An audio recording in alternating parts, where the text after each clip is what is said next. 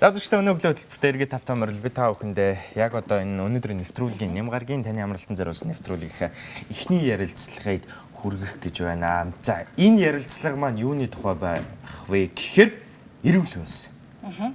Та бүхэн манай ширээн дээр юу байгааг харж байгаа. Дандаа эрүүл хүнснүүд байна. Эрүүл хүнс хүний биед яг ямар хэрэгтэй? За эрүүл хүнс гэж яг юуг хэлээд байна? Хэрвээ та яг одоо гэрээ хөргөчийг уудалж үзээд таны хөргөчн дотор эрүүл хүнс байгаагүй гэдэг мэднэ. За тэгэхээр бид студидтэй Гацуурт компани хөрсний лабораторийн арга зүйн зөвлөх ундрах хот Гацуурт компани маркетингийн хэлтсийн дарга инх манлаа нарыг урлаа. Та бүхэнд өглөөний мэнд дэвшүүлье. Амралтын өдрөө хүрэлцэн ирсэнд баярлалаа. За юун төрөнд бас үзэгчдтэй эрүүл хүнс гэд ярилцсан гэд хэлчихсэн юм чинь эрүүл хүнс гэдэг тэр ойлголтыг өгөх үү? Эрүүл хүнс гэж яг юу хэлээд байгаа юм? Тий одоо чи ингээл техник технологи хөгжиж байна. Ингээл технологийн нарийн ажиллагаанууд хөгжиж байна. Хүний хүнсэнд ингээл янз бүрийн зүйлүүд зарим нь биед хэрэгтэй гэж байна, зарим нь биед хэрэггүй гэж байна. Тэгэхээр эрүүл хүнс гэж юу юм? Эрүүл хүнс гэдэг маань одоо дэлхийн эрүүл мэндийн байгууллагаас тодорхойлсноор бол хүний өдөр тутмын хоол хүнсний хэрэглээ, витамин, эрдэс бодисын хэрэглээг хангах, өвчин өвчлөлийн их үүсвэр болохгүй 100% бие чингэх тийм хүнс бол одоо эрүүл хүнс юм а гэсэн тийм тодорхойлт байгаа. Тэгээ үүнээс ингээ харах юм бол ерөнхийдөө эрүүл хүнс нь бол одоо хүмүүсийн одоо энгийн хэрэглээндээ хэрэглээд одоо яг тодорхой хэлэх юм бол сүүлийн 100-200 жилийн хугацаанд одоо дэлхийн асар хурдан даяаршаад үйлдвэрлэлийн маш их одоо техник технологид хөгжснөөр хүнс бол дагаад хөгжөөд өөрчлөлт ороод ирсэн. Сайн давуу талууд байсан. Гэхдээ яг одоо бол хүнсний бүтээгдэхүүний боловсруулалт бол маш хурдтай асар хурдтай хөгжөөд эсрэгээрээ болоод ирсэн. Хүний бие организмд бол хоол хүнс гэхээсээ илүүтэйгээр өөрчлөгдсөн эд эсүүд хүнсний одоо бүтээгдэхүүнд байгаа шинж тэжээлийн хэмжээ маань өөрчлөгдөж зохист хэмжээ нь одоо маш бага. Зөвхөн өнгө үзэмж гадаад үзэмжийн хувьд бол олон янзаар өөрчлөгдөж маш олон төрлийн хүнсний бүтээгдэхүүн шинээр бий болсон, шинжлэгдсэн олон төрлөөр одоо агуулмжаа өөрчлөгдсөн тийм бүтээгдэхүүнүүд болсон. Гэтэл яг үүндээ бол хүний биед хэрэгтэй тэр эрс бодисууд бол хэмжээгээр зохист хэмжээ бол өдөр тутам нормоор хിവэрэл байгаа. Тийм хүний хэрэгцээ бол хിവэрэл байгаа. Гэтэл тэр хэрэгцээг хангах бүтээгдэхүүнүүд бол хэдэн мянган төрлөөрөө нэмэгдэж өөрчлөгдсөн. Эдгээр нь ч одоо хүн төрөлхтөнд одоо хүнсний аюулгүй байдал гэдэг асуудал тулгамдсан тийм асуудлын сэдэв болчиход байгаа. Тэр нь одоо яг юунд байна? Чухам одоо нөгөө хямд зардлаар ахиу одоо бүтээгдэхүүн гаргах ч гэдэг юм уу? Ахиу одоо хүнс бэлтгэх энэ гол асуудалтай байна уу? Юунд байна? Ер нь дэлхийн эрүүл мэндийн байгууллагч тэр одоо эрдэмтэд судлаачид сүүлийн үед маш их судалж байна л да. Яг одоо ингээд дэлхийн хүн ам маш хурдтай өсөж байна. Энэ өсөлтийн хүрээнд хүн амын одоо тэр дэлхийн хүн амын хүнсний хэрэглээг хэрхэн яаж эрүүл зохистой хангах вэ? Тэгээ ийм юмнууд явж байгаа. Одоо манай хөрш бүгд найрамд хятадд улс, Оросын холбооны улсууд маань дэлхийн одоо экспортын хүнсний экспортоо хүнсд эхний хоёрт бичигдэх хоёр том улс байхгүй. Хятад бол нэгдүгээрт бичигдэг, Оросын холбооны улс бол хоёрдугаарт бичигдэг. Ингээд том хүн амтай тариалалт мал аж ахуйгаараа дээгүүрч гисэн энэ улсууд маань яадаг үг гэхээр улсын одоо хэрэглээ экспортын хувьд бүтээгдэхүүний нэр төрлөөрөө маш хэмжээ олон боловч хэмжээний хувьд маш их экспортлж байгаа. Яг бүтээгдэхүүний чанарын хувьд бол асуудлууд гараад ирдэг. Тэр нь болохоор үйлдвэрлэлтэй нэгт холбоотой болчихж байгаа. Хүний яг хэрэглээг одоо бүтэн органик болон одоо эрүүл хүнсээр 100% хангаж гэнэ үү гэвэл өнөөдөр бол асуудалтай. Энийг хэлэхэд бол төвөгтэй. Тэгээ одоо ч хүртэл манад бол эрүүл хүнсний талаар одоо тулгамдсан асуудал болоод байгаа шүү дээ. Импортын бүтээгдэхүүнүүд орж ирээл ингээд байгаа. Одоо засгийн газар маань бодлого хэрэгжүүлээд дотоодын аж ахуй тэгээд хүнсний хэрэглээгээ дотоодоос хангахыг гэсэн юм уриалга гаргаад одоо хатрын аян эхлүүлсэн. Энэ нь бол тодорхой хэмжээгээр үр нөлөөгөө хүнсний бүтээгдэхүүний үн нь бол дотоодоос одоо үйлдвэрлэж байгаа хүнсний бүтээгдэхүүнийг манай компани зүгээс бол одоо 3-4 жилийн өмнөх үнээс хойш үнийг дотоодын Монгол хүнсний үн ч юм уу те дундаж хүнсний бүтээгдэхүүнийг буулгахад бол нөлөөлөх үс тийм ажлууд хийсэн байгаа. Тэгвэл одоо хамгийн гол зүйл бол эрүүл хүнс яг ямар хурсанд ургадаг юм? За бид нар бол стандарт нь ямар байх хэвтэй? Хөрс судлаачид болохоор бас л тэгж боддог тийм ээ. Эрүүл хөрсөнд ургасан хүнс бол эрүүл байна л гэж боддог. Тэгээ хөрс гэдэг чинь одоо бидний одоо эдэж шууш амьдралын одоо их хүсэр болж байгаа. Тэгээд хөрс маань бас өөрөө их дотроо тийм цогц бас ийм зүйл шүү дээ. Зөвхөн одоо хөрс ийм шороо юм аа гэд өнөөдөр бас бодож явдаг хүмүүс бол бас цөөхөн болсон байна. Цөөхөн болсон байна. Хөрс бол өнөөдөр тэр дотор байгаа эрдэс хэсэг нь чухал тийм ээ. Тэгээд органик хэсэг нь чухал. Дотор нь байгаа тэр агаарынх нь эзлэх хэсэг нь чухал. Тэгээд ус нь чухал байна. Тэгээд яг хамгийн чухал хэсэг нь юу юм бэ гэхээр өнөөдөр бид нар органик гэж маш их ярих боллоо шүү дээ. Тэгэхээр чин зэрэг хөрсний тэр органик хэсэг бол маш арай бага хэмжээтэй эрдэс хэсгээс. Гэтэл тэр органик хэсэг дотор байгаа тэр бичил организм, амьд организм гэдэг чинь яг тэр биднэрт хэрэгтэй үйл ажиллагааг тэнд ингээд явуулаад ингээд байж байгаа. Тэгэхээр зэрэг хөрсний одоо органик бодис их байх тусмаа л бид нар одоо органик зүйлийг хийдгнэ гэдэг ийм дэлхийн нийтийн ойлголт чиг хандлага бол бас аль хэдийн бий болчихсон. Одоо энэ рүү ингээд одоо чиглээд явж байна тийм ээ.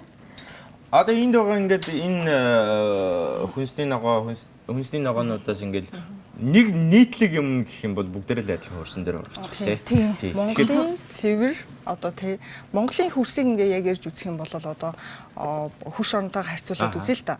Хятад улс бол газар тариалангийн түүхээрээ асар урт 1500 жилийн түүхтэй улс тий. 1500 жил тариад ногоог нь жил болгон одоо тий одоо бол дэвшилтэй технологиор 3 чуудаад ургах авч байгаа. Ингээ ургацын тухай ярих юм бол манай хөрс бол бүр одоо мөлхөж байгаа тийм мөлхөж байгаа хүүхдэд харьцуулах үз тийм одоо тийм эрүүл хөрс одоо тэгж ихсэн нэлэгдэг олон мянган жил үржил чимийн хувьд бол одоо илүү сайн. Тэгэхээр тэр хөрсөн дээр ургасан манай бүтээгдэхүүн байж гин Монгол хөрсөн дээр ургасан үрийг бол манай Германаас гадаадын олон улсуудаас өөрийнхөө хөрсөн дээр таарах үз тийм өрүүдийг авчир суулгach үрнээс бий болсон юм бүтээгдэхүүн байгаа. Одоо тэгээд тэр сая ингээд яриан донд органик гэдээ ярьж тээ. Тэр органикийг нь дэмждэг юм уу? Аль эсвэл яадаг юм бэ? Тэр органик угаасаа хөрсний органик бодис чинь өөрөө бас их хэмжээд маш бага хэмжээтэй байдаг болохоор хийсэж алдагдах тийм ээ. Ургацаар одоо бид нар ч гэсэндээ эрдэсчүүлээд ингээд ургацаараа аваад идээд уучдаг. Буцааж өгөх хэрэгтэй тийм ээ. Тэгтэл тэр органик бодис гэдэг юм чинь өөрөө бий болохдоо эргээд хөрсөндөө тийм ээ бий болж тэр эзлэх хувиа нэмэхтэй бол маш удаан процесс явагддаг. Тийм учраас өнөөдөр бол органик бодисыг нь ихсгэх тийм ээ хөрсөнд дагуулж байгаа тэр ялцамгийн хэмжээг нь ихсгэх ийм бодлого бол бас төрөөс бол нэлээд байх ёстой болов уу гэж яг мэрэгчлэний хувьд бодож байдаг. Тэгээд яг манай энэ өнөөдрийн нөхцөлд бид нар юу хийж чадах вэ гэхлээр манай технологич өөрөө одоо юу гэдгийг хөрөгчн дотор байгаа хоолоо тийм ээ жил болгон аваад идээд яваад идэг одоо нөөцөө тийм ээ хагалж боловсруулад одоо эрдэсчүүлээд аваад ингээд ургацаараа аваад идэг ийм технологи байгаа. Тэгэхээр зэрэг аль болохоор хөрсөө хөндөггүй байх тусмаа л нөгөө нэг дотор нь амьдарж байгаа бичил организм маань амьсгалахгүй тийм ээ нэг одоо төр одоо яг ингэж амьсгалаад ирэхээр л тэр чинь хөрснийхөө органик бодисыг задлаад тэгээд эрдэсчүүлээд тэрийг нь бид нар авч ашиглаад яваад байгаа гэсэн. Тэгэхээр зэрэг аль болохоор хөрсөө хөндөхгүй байх юм бол тийм ээ хөрсний органик бодис ихсэх. За тэгвэл дараад нь манад одоо нэлээд их одоо тариалагддаг болж байна. Одоо буурцэг тургамал гэдэг бас ийм агуу чадaltaй одоо ийм ургамлууд байна шүү дээ. Шар буурцэг, одоо царгас, вандуу эдгээр ургамлууд болохоор за бид нар бол агаарын азатыг аваад шууд ашиглаад уураг болгоод идэж чадахгүй тийм ээ. Тэгтэл энэ ургамлуудыг таримлын сэлгээнд нэлээд их хэмжээгээр түлхүү оруулж өгснөөр энэ маань өөрөө тэр симоз амьдардаг тэр бактериудаараа дамжуулаад агаарч байдаг азотыг оруулж ирнэ. Тийм ээ хөрснө. Тэгээд өөрийнхөө биомасны 60-70%-ийг нь ингээд бий болгочдгоо гэсэн судалгаа хүртэл манай дархны үрэлэн дээр ингээд хийгдчихсэн. Манай компани дээр ч гэсэн одоо энэ 100 одоо хийгдээд ингээд бид нар батлах гээд нотлох гээд ингээд явж байгаа. Дараад нь бол ерөнхийдөө бол ургамлыг бүрхөвчгүйгээр одоо хөрсийг ил одоо ингээд үлдээж ясгүй юм шиг байгаа.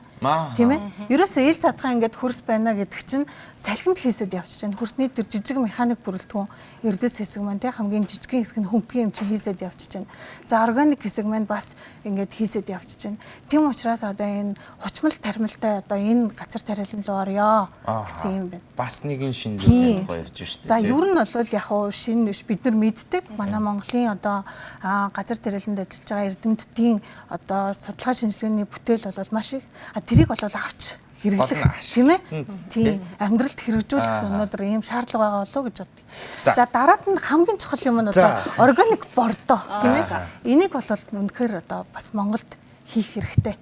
Ялангуяа компост бордоо гэдгийг бол Монголд хийх хэрэгтэй гэж бас. Тэр нь яаж хийгддэг вэ? За компост бордоог бол бас өнөөдөр юм агааргүй орчинд даршлах маягаар хийхгүй юм байна тийм ээ. Аль болохоор ингээд агааржуулаад, усжуулаад тэр нөгөө агаарт амьдардаг нөгөө бидэнд хэрэгтэй бактерийг нь ажилуулж амьдруулад тэгээд дан ганц одоо эрдэсчих процесс явуулахгүйгээр ялцмагдах процесс явуулаад хөрсөнд тэр ялцмгийн хэмжээг органик бодис хэмжээг л ихсэх гээд байгаа болохоор аль болохоор тийм ялцмаг ихтэй ийм компост бордоог л бид нэр үйлдвэрлэж одоо энэ үйлдвэрлэлийг одоо орон даяараа айл даяараа ингэж хижиж өнөөдөр хөрснийхөө органик бодисыг дээшлүүлэх юм болов уу гэж бодож явж байгаа. Тэгээ манай гацуурт компани гэхэндээ Австрийн технологиор одоо яг ингээд ил задгаа талбайд олон 100 тонноор нь ингээд органик бордоо компост бордоогоо үйлдвэрлэх гээд энэ туршил тавьсан. Гадаадын мэрэгчлэлтэн маань ирээд энэ бол бас Монголд хийж болох юм хэм төсөр технологи юм байна гэдгийг бол хэлээд явсан. Хойтон бол нэг 7-аас 10 гад одоо компост бордоо үйлдвэрлэх гэсэн юм төлөвлөгөөтэй явж байгаа. За тэгэхээр хэдүүлээ юу яа? Одоо энэ хэрэглэгчдийнхаа талаас ярих.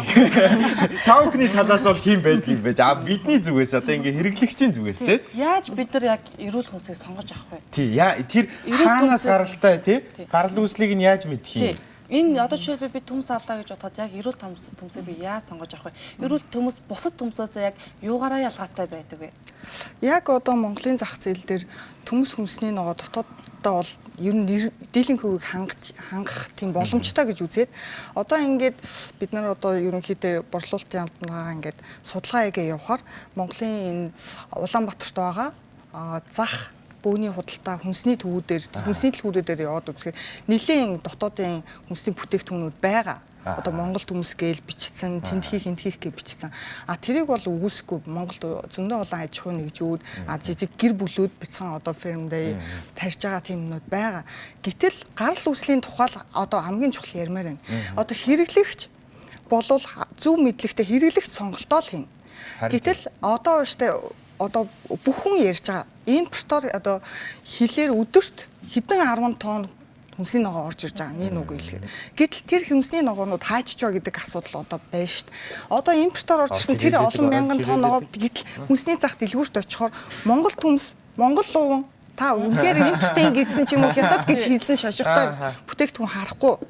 Гэтэл тэр олон мянган тонн ногоо нь хайчиж байгаа. Тэгэхээр тэр зүсээ хувиргацсан явж байна. Одоо бол урд нь хятад төмсийг цайвар өнгөтэй шар удаан болцтой гэж боддог гэсэн. Үгүй одоо бол тэрийг чинь арга нь арьсаад тий гаднаасаа болтоо хараад мэдэхгүй. Үнэхээр болцсон хурдан шар өнгөтэй төмснүүд ороод ирсэн маа. Энийг одоо тэгээ яах вэ гэхээр хэрэглэгч өөрөө зөв сонголтоо байна. Одоо гарал үүссэн тодорхой бүтээгдэхүүнийг аавна. Жишээлбэл манайх бол компанийн нэрмжид нэрийн барааны дэлгүүрүүд 8 дэлгүүр одоо хүртэл нийцсэн байгаа. Гацууртын грейд борлуулагч гээд 10 гаруй худалдааны төвүүдээр байж байгаа. Орон нутгад мөн байгаа. Номин сүлжээ дэлгүүр, ийм арт сүлжээ дэлгүүрүүдээр зараг энэ эх оны төлөвлөгөөндөө бид нар бас бусад сүлжээ дэлгүүрүүдтэй хамтран ажиллахаар зорж байгаа. Тэгэхээр бидний зорилго юу гэхээр Монгол хэрэглэгчдийг, монголчуудыг эрүүл хүнсээр хангана гэсэн зорилготой хүртээмжтэй тасралтгүй. Энэ зорилго бол бидний зорилго байгаа. Гэтэл хамгийн одоо тулгамдаад байгаа асуудал юу гэхээр хэрэглэгч маань зөв сонголтоо хийх хэрэгтэй. Одоогийн нөхцөлд болохоор би яг та бүхэн энэ хятад шүү, энэ монгол шүү, энэ тийм гэж хэлж чадахгүй. Яагаад тэгэхээр хүнсний бүтээгдэхүүн гадаад шинж байдал бүгд адилхан төмс. Энийг одоо энгийн хүн хараад хэлж чадахгүй. Үнэхээр лабораторио шалгаад ч юм уу ингүүл мэдэгдэх байх. Чанахад хүртэл янз бүр болчиход байна. Одоо бүр адилхан болсон. Тэгэхээр одоо яг юу хэлэх үг гэхээр гарал үүслийн тодорхой бүтээгдэхүүнийг худалдаж авах нь таны сонголт. Хэрэглэгчээ та бүхний одоо гэр бүлдээ эрүүл мэндийг бэлэглэх урт настай байх. Энэ зүйл чинь эрүүл хүнс чинь гарал үүслийн тодорхой бүтээгдэхүүн авахд л энэ бол шийдэгдэнэ. Тэгээ дэлхийн эрүүл мэндийн байгууллагаас одоо хэлсэн байгаа байхгүй. Ерөөсөө одоо хүн төрөлхтөнд байгаа энэ өвчлийн 80% нь тэр чигээр хүнсний бүтээгдэхүүнээс гаралтай. юм байна. Тэгэхээр одоо эрүүл байх те гэр бүлдээ эрүүл сайхан амьдралыг авчрах энэ зүйл чинь одоо хэрэглэгч таны сургуульч юу гарал үүсгэн тодорхой газраас аваач ээ. Тэгжээж л та одоо гацууртын төмөст бол Монголын эрүүл хөрсөн дээр ургаад энэ мянган хүний хөдөлмөрөөр бүтсэн гэвэл энэ үнэн нотлчгүй үнэн. Тэгээ манай бүтээгдэхүүний төмс хүнсний ногоо те эрүүл хүнс үг гэвэл тэр нь үнэн. Энэ бүхнийг та очоод те таны гэрээс магадгүй өнөөдөр бид нар ингээд тооны хувьд бол багахан зай талбайны хувьд бол нэлээд зайтай оршиж байгаа тийм нэрийн дэлгүүрүүтэй баг. Бид бол чадлынхаа хэмжээгээр энийг өргөжүүлнэ. Тэгээд одоо бүтээгдэхүүнийг мань жоохон хол байсан ч гэсэн алхаад эрүүл хүнсээ аваач эрүүл мэндийнхээ төлөө тийм тэгээ 1-200 төгрөгөөр арай үнийн тухай ярьж магадгүй. Гэтэл яг энэ бүтээгдэхүүн одоо төмсийн тухай яриа. Төмс тариаланчаас таны гарт хүрэхийн тулд 28 процессыг одоо шатыг дамжлагыг дамжаад маш их хөдөлмөрийн дараа энэ төмс 1000 төгрөгөөр танд хүрж байгаа. Ер нь бол тийм штэ. Гадуур гараад яг энэ Монгол төмс мөн үү биш үү гэхэд амар очоо битүүлгээд тий. За, үзэгчдээ би та бүхэндээ өнөөдрийнхөө эхний ярилцлагаар энэ эрүүл хүнс, эрүүл одоо энэ хүнсний ногоо гэж чухам юу юм бэ? Хүнсний бүтээгдэхүүн гэж чухам юу вэ? Үүнийг бид онцлон зочдтойгоо уулзууллаа. Студид маань Газрууд компани хөрсний лабораторийн арга зүйн зөвлөх Ундрах хот, за Газрууд компани маркетинг хэлтсийн дарга инх манлайнаар хүрэлцэн ирлээ. Маш их баярлалаа. Хэрэгтэй мэдээлэл, чухал мэдээлэл байсан. Ер нь бол хүн болгонд хэрэгтэй мэдээлэл байлаа.